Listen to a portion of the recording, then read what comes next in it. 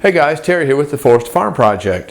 Today we're going to talk about sanding heads for sanding sheetrock, paint, or whatever you do in the house. Buddy of ours recently was working on our house and he had one of these Radius 360s. It's a little bit dusty because we have been using it.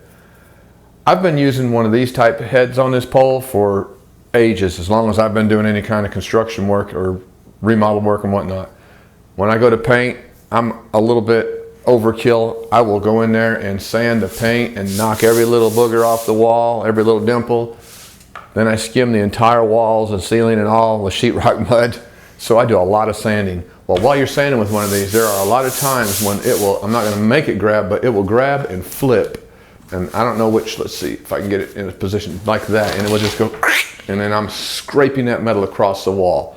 And I can't tell you how many times that's happened. There's been a few times I've busted some sheetrock where I've patched it, you know, not a big hole or anything, but a scratch, the thing I'm trying to get rid of, I caused. So when Perry, our buddy, came over and used his, I said, let me try that thing once.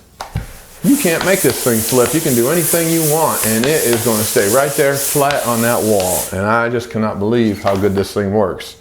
This is definitely going on our list of top tool picks, which this is number 2, isn't it, Brian? Yep. It's phenomenal. It's got sand pads that pull off, it's Velcro. And I think this is about, that must be 8 inches. And it just works really good.